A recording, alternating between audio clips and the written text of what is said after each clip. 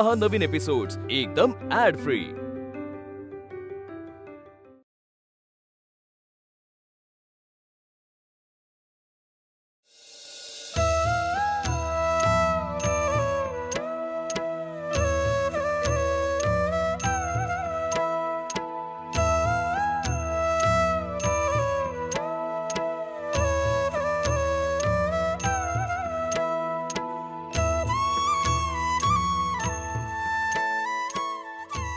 आता काय आसवांचा पूर वाहणार आहेस की काय 15 दिवस सासू दिसणार नाहीये म्हणून?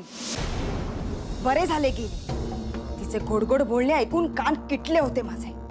जरा कोणाला शिस्त लावायला गेली की आली आडवी मोठेपणा दाखवत।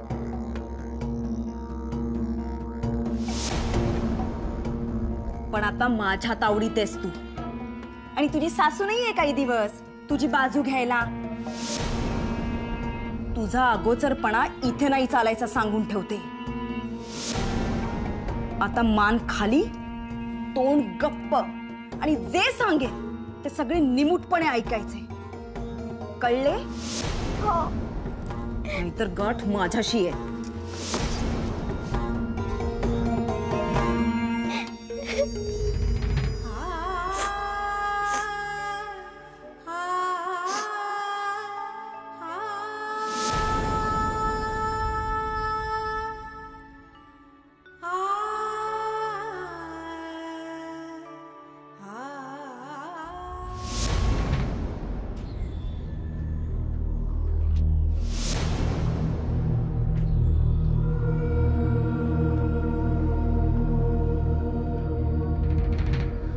नाही, यावेळेस नाही घाबरणार मी।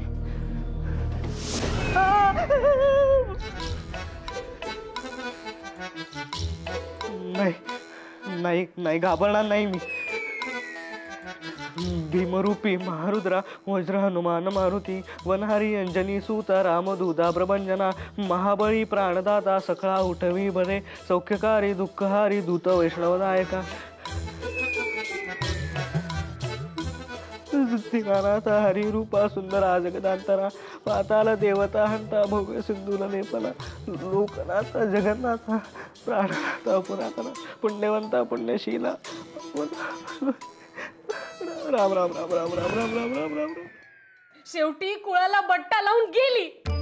तिला आणि प्रभाकराला जीवे मारणार होतात ते कृत्य कुळाचा उद्धार करणारे होते का? विधवेने धर्म बुडवण्यापेक्षा मरण पत्करावे। शास्त्राचे लिहिले तसे वागता येत नसेल ना तर तिला जगण्याचा काही अधिकार नाहीये का? तुझ्या नवऱ्याने पहिली गेल्यावर दुसरी आणि दुसरी गेल्यावर तुला तिसरेपणावर केली ते चालले आणि विधवेने मात्र एक नवरा गमावल्यानंतर दुसरे लग्न करू नये हा कुठला न्याय?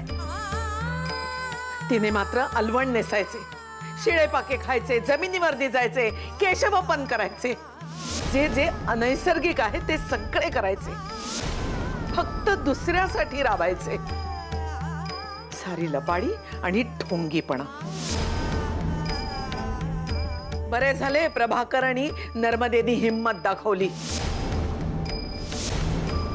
मी तर देवाकडे प्रार्थना करीन की साऱ्या तरुण विधवांना अशीच हिम्मत येवो। अहो तुम्हीच जर असे बोललात तर झालेच कल्याण। सगळाच भ्रष्ट कारभार हे नाही हो खपवून घेणार।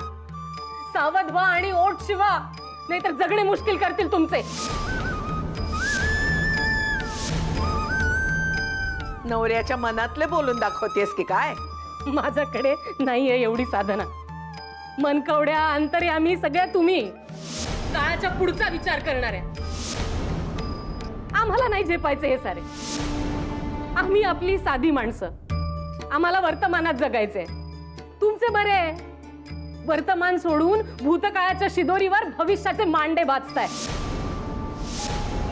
आम्हाला आमचे संसार टिकवायचे आहेत। संसार टिकवण्याच्याच गोष्टी करते मी। विधवेचं जिणं काय आहे हे अनुभवलंय मी आणि ते माझ्या पोटच्या पोरीच्या नशिबात येऊ नये म्हणून जीव तिळतिळ तुटत होता माझा। बरेच झाले नर्मदा प्रभाकर सोबत गेली। ज्या दिवशी ती दोघं नवरा बायकोच्या स्वरूपात माझ्या समोर येतील ना, तो सुदिन असेल माझ्यासाठी. वा, छान. मी तर म्हणेन त्या दोघांनी इकडे येऊच नाही. आले तर सोबत वावटळ घेऊन येतील आणि या घराला पाला पाचोळ्यासारखे उडवून लावतील.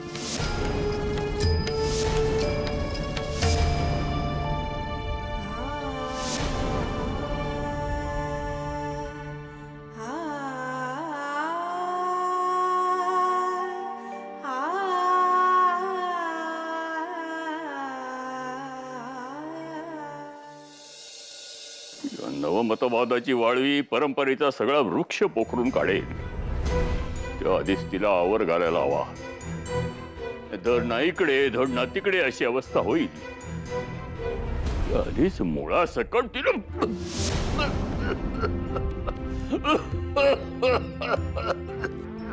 पाणी. अहो काय झाले आजोबा? थांबा, पाणी देते.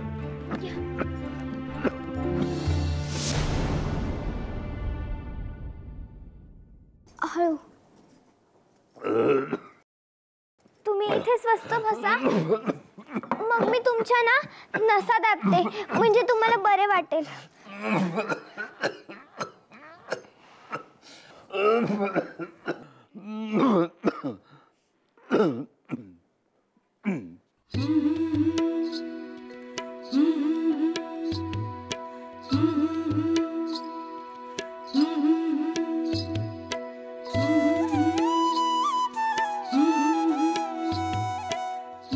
थांबला की गो खोकला? कुणी शिकवले तंत्र तुला? माझ्या मोठ्या आजीने. तिने मला बरेच काही शिकवले आहे. मला सगळंच कळले नाही, पण माझ्या हे लक्षात आले, आपल्या देहात अशा असंख्य नाड्या असतात ज्यातून आपला प्राण वाहतो. त्यात अडथळा आला की काहीतरी होते आणि मग आपण डोके चेपतो, पाय चेपतो. त्याचा अर्थ तोच. काही काही बिंदू आहेत माझ्या लक्षात, पण आग सोमेश्वरी नि बंबरामेश्वरी असे असते कधी कधी. म्हणजे खोकला घशात नि बिंदू हातात. मौजच आहे ना? हो, मौज आहे खरी. बाजीकडून तू सगळं शिकून घे. हो बरे, तुला घरी जायचे आहे का? अगं सुलोचना गेली आहे पुण्यास. रघुनाथास सांगतो, तो सोडून येईल. जा हवे तर आईकडे. एक विचारू? तुम्ही रागवणार नाहीत ना? विचार. आहोंना जेवण द्यायला जायचे आहे ना, तर नानू भाऊजी जाणार आहेत. मीही जाऊ का त्यांच्यासोबत? म्हणजे तिथूनच मी माझ्या घरी जाईन, आईकडे.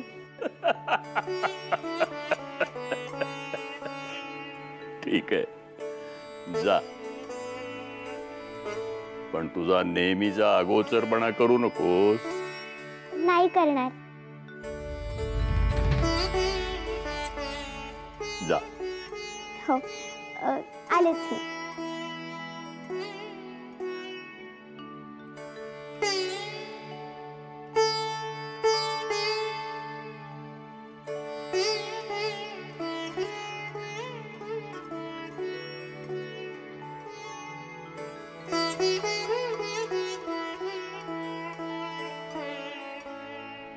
इतकी का फसगत होते दरवेळी?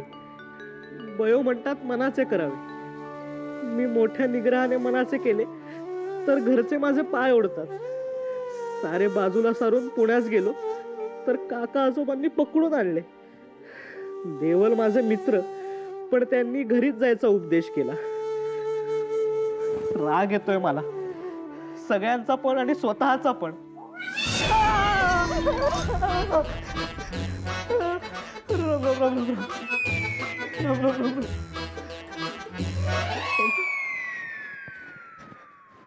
किती प्रयत्न केला तरी भीती वाटतेच. एका बाजूने भीती तर दुसऱ्या बाजूने भावनिक दडपण. मला खूप काही करायचे आहे, पण का नाही होत माझ्याकडून? का मला भीती वाटते? का मला भावनिक दडपण येते आई, अप्पा, काका, आजोबा या सगळ्यांचे? बाळकृष्ण दादासारखे निधड्या छातीने मलाही वागायचे आहे. काही लोक उपजतच शूर असतात का आणि काही घाबरणारे असे असते का?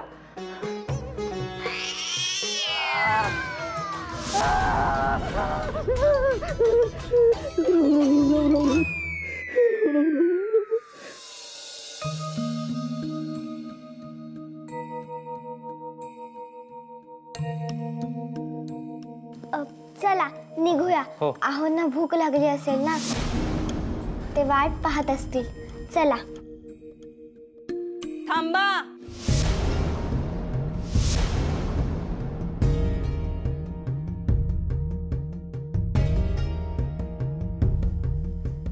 काय रे नानू, जेवण घेऊन चाललायस ना सदाकडे? हो. मग ही कशाला हवी आहे बरोबर? मिरवायचंय तिथे? काही गरज नाहीये.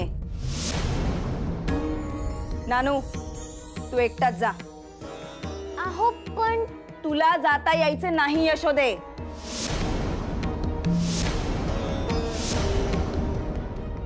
बरे, मग मी तसे त्र्यंबक आजोबांना सांगून येते. काय? माझी तक्रार करणार आहेस तू? जा कर. तुला चोरडा बसेल. मुळी तुला शिस्त लावण्याचे अधिकार त्यांनीच दिलेत मला. आणि हे बघ, उठसूट मोठ्या माणसांसमोर असे जाऊ नये. बरे, मग हेही त्यांना सांगून येते, कारण त्यांच्याकडूनच जेवण घेऊन जायची परवानगी घेऊन आली आहे ना मी. तू सांगणार आणि मी ऐकणार. माझ्याजवळ थापा मारलेल्या चालणार नाहीत यशोदे. नाही काकू, खरोखरच आजोबांनी परवानगी दिली आहे. मग काय करू? सांगू का आजोबांना? बरे बरे ठीक आहे, आज जा. पण नंतर तुला माझीच परवानगी घ्यावी लागेल हे लक्षात ठेव. तुझ्या सासू सारखी गोडाची नाहीये मी, तिखट जहाले मी. काकू, जरा खाली वाकाल? हो गो बाई, आता मारतेस की काय मला? नाही नाही, खाली तर वाका.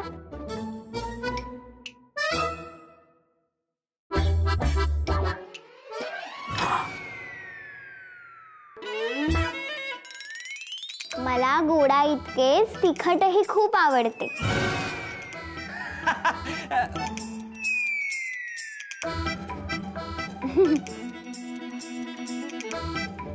काय अगोचर कार्टी आहे ही? अगोचर नव्हे, धीट आहे धीट. तुझे चुंबन घेतले तिने. आहे कोणाच्यात हिम्मत?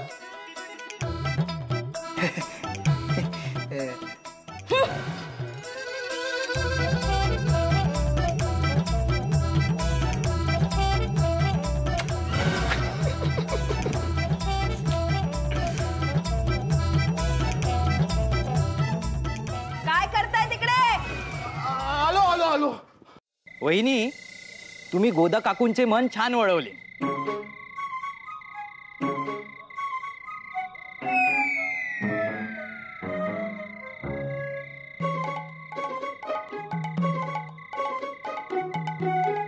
काय झाले? थांबलात का? मी काय म्हणतो यशोदा वहिनी, तुम्ही लग्नाआधी कशा धीट आणि हुशार होतात, तशा आता पण आहात का? हो. काय सांगता? म्हणजे तुम्ही सदाभाऊकडे एकटीने जेवण घेऊन जाऊ शकता? हो, जाईन. वा, म्हणजे ठरले तर आता तुम्ही एकटीने हे जेवण घेऊन जाऊनच दाखवा. हा हो, चालेल. हा, हे घ्या. हा, द्या.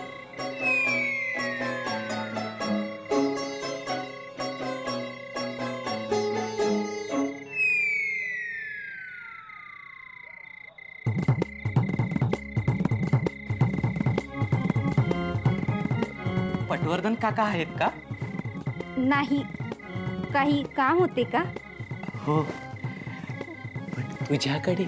ईशा, आजली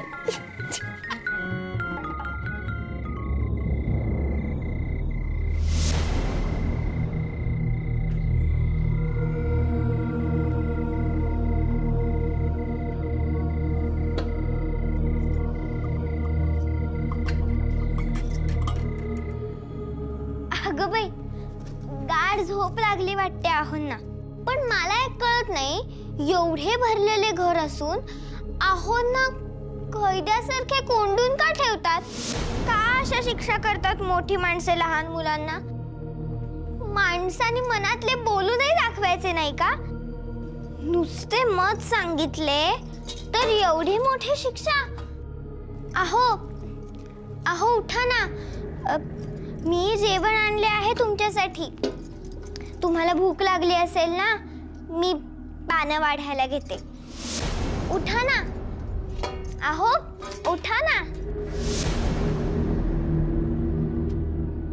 आहो बोलत का नाहीयेत? आहो आहो उठा ना, आहो उठा ना, आहो उठा ना, आहो आहो उठा ना, आहो आहो काय झाले? उठा ना, आहो कोणी आहे का? बघा ना आहो ना काय झाले? आहे का कोणी? आहो आहो उठा ना, उठा ना, उठा ना,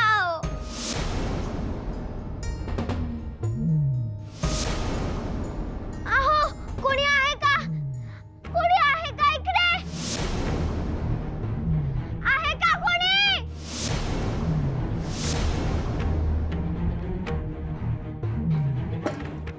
आहो उठा ना, कोणीच बाहेर दिसत नाहीये. आहो उठा ना, आहो काय झालंय तुम्हाला? आहो आहो उठा ना, आहो आहो काय झालंय? आहो आहो उठा ना, आहो आहो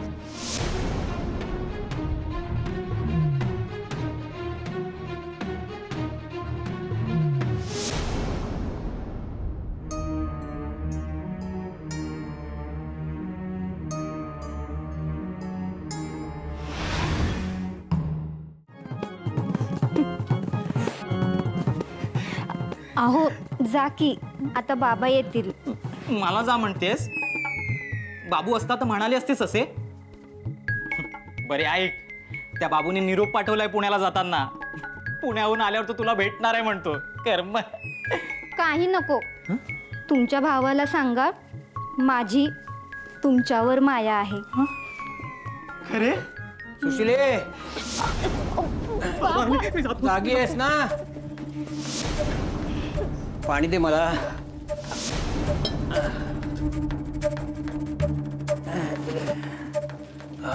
पाणी बाबा दे दे. आजोबा, आजोबा, अहो अहो बेशुद्ध पडले शेतावरच्या खोलीत. काय? हो, अहो ना शिक्षा म्हणून तिकडे कोंडून ठेवले. मी जेवण द्यायला गेले तर अहो बेशुद्ध पडले होते.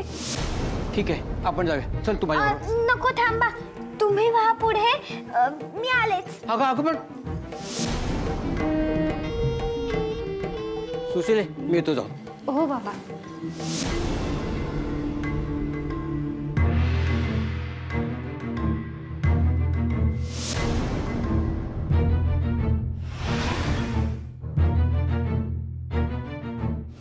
गेले? अहो ते बेशुद्ध पडलेत ना, जा की तुम्ही. कशाला? सदाभाऊ म्हणजे तापच आहे डोक्याला. घाबरून बेशुद्ध पडला असेल. भित्री भागूबाई. बरं, आता पटवर्धन काका गेलेत तिकडे, तेच सर्व बघतील. तसेही ते 2 घटका काही आता येत नाहीत. तेवढाच आपल्याला निवांत वेळ.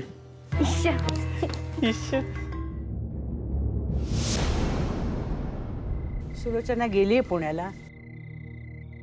वेळेवर पोचते की नाही कुणास ठाऊक. तसं बाळणपणाला अजून नीलांबरीला वेळ आहे. सुभान्या म्हणत होता खूप खूप अशक्त झालीये म्हणे. 11वं बाळणपण आहे ना. आता काही महिनाभर येत नाहीत जाऊबाई. मलाही तसंच वाटतंय. आता त्या नाही येत ना, तर यशोदेने मामांजींचा पदर धरलाय. ही अशी सूट दिली ना तर डोक्यावर बसल्याशिवाय राहणार नाही ती. मला तर अजिबात पटलेलं नाहीये मामांजींनी तिला शेतावरच्या खोलीवर जायची परवानगी दिली ते. नाही तर काय, नानूला एकट्याला जायला काय झाले होते? अगो जेवण द्यायला तर जायचे, ही कशाला गेली बरोबर? गेले असेल सदाला धीर द्यायला, घाबरतो ना तो. हो, आता कुकूला बाळ आहे का ते जाऊन कडेवर घ्यायला? मग शिक्षेला काय अर्थ आहे सांग? चटका लागला तरच शहाणपण येणार ना. आजी आजी अगं काय झाले? मला तुम्ही मोठी माणसे अजिबात